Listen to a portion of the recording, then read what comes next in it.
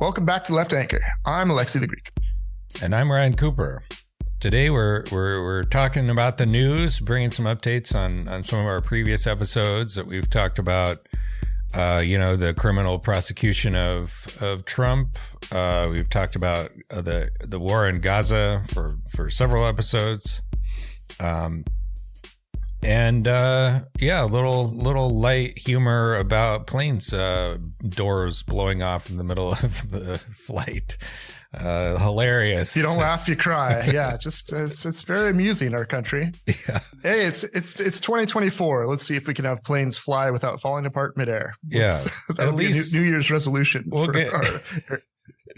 We'll get into it, but at least it was brand new, like literally 10 minutes off the assembly line, figuratively. But yeah, let's start with the 14th Amendment. There's been ongoing discourse about this ever since the Colorado Supreme Court removed him from the primary ballot in Colorado, and then the Maine Secretary of State, I believe, did the same thing.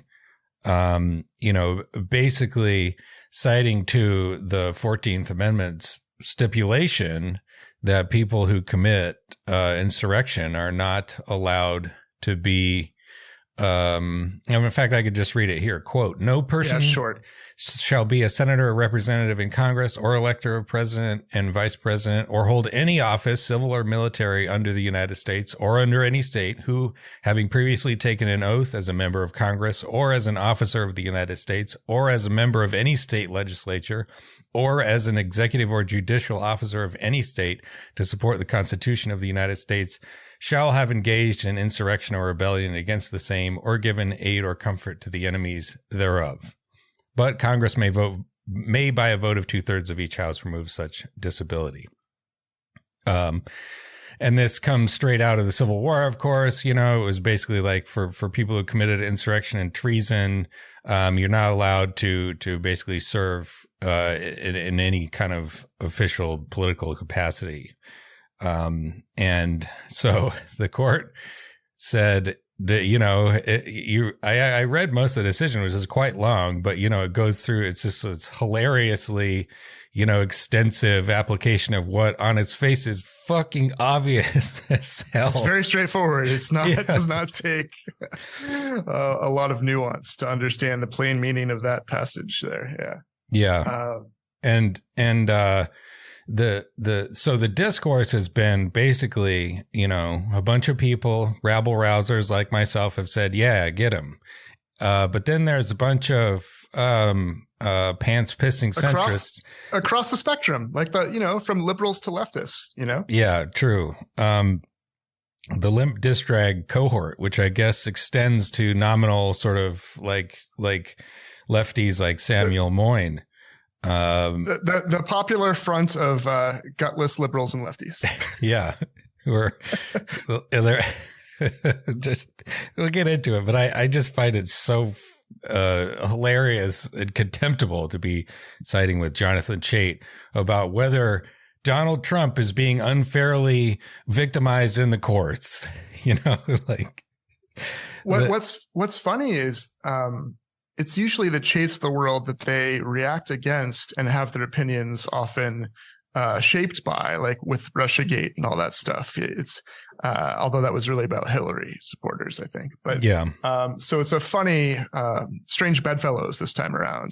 To be clear on what they're saying, you have some, as you point out in your piece, that are making legal arguments on behalf of Trump for why he has a good case legally, which is like, why are liberals doing that? Even though it's not true, it's ridiculous.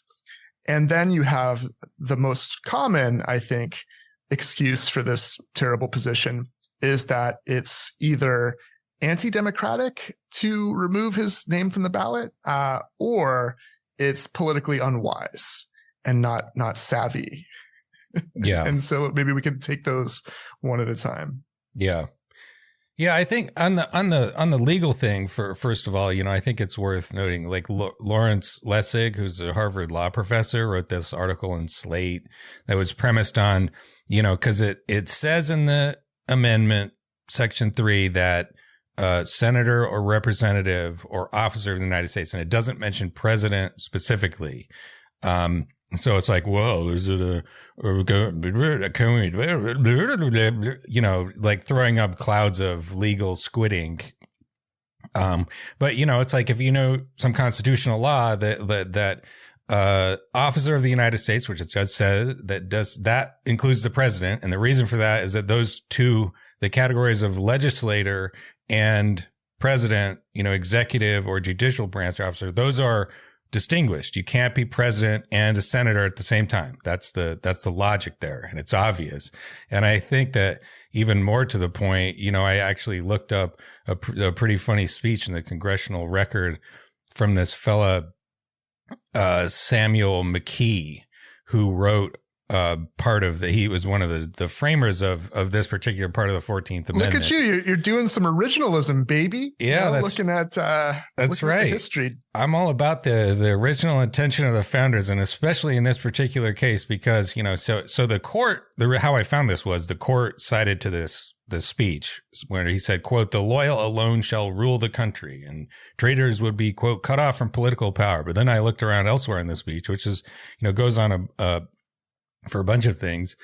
But it says, quote, "As nobody expects now that any traitors will be hanged, which is the punishment provided by law, let us cut off their heads politically and say to them, you can never hold office under this government.